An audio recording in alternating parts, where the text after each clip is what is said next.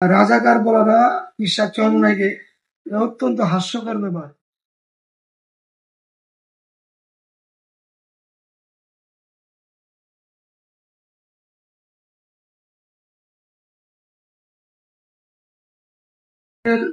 বন্দর না, নারায়ণগঞ্জ জেলার অন্তর্গত ফতুল্লা থানায়, বন্দর থানায়, অন্যান্য থানাগুলির মধ্যে মাদকের বিরুদ্ধে আমরা যখন অবস্থান নিয়েছি, আমাদের লোকজনদের উপরে মাদক সেবীরা অতিরিক্ত হামলা চালিয়েছে।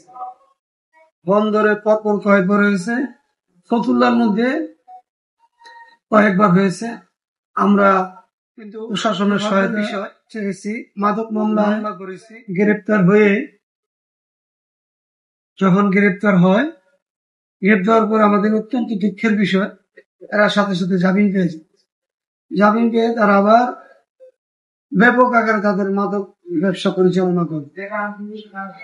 এজন্য আমরা দাবি রাখবো যে মাদক ব্যবসায়ীরা আমাদের উপরে বা অন্যান্য শান্তিকামী মানুষকে আক্রমণ করে, যাতে মামলা হওয়ার পরে সহজে জামিন না হয়, এই জন্য আমরা প্রশাসনের প্রতি স্লোগান অশ্লীল ভাষা বলতেছে, এটার ব্যাপারে আমরা স্পষ্ট বলবো, ইসলামী আন্দোলন শান্তিকামী, মুক্তিকামী, স্বাধীনতাকামী দল। এরা রাজনীতির মধ্যে কোনো শিষ্টাচার পছন্দ করে না, উশৃঙ্খলতা পছন্দ করে না।